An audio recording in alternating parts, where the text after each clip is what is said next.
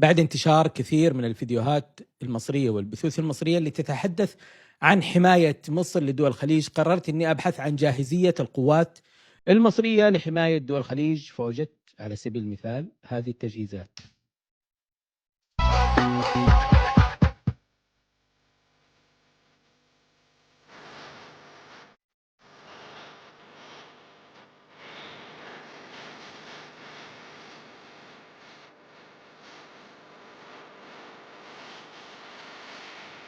مو بس كذا، القوات المصرية تدربت حتى على عبور الحواجز، زي ما عبروا خط بارليف بمساعدة سعودية، تدربوا أيضا على عبور الحواجز بمساعدة سعودية في المسجد الحرام. نشوف التدريبات المصرية.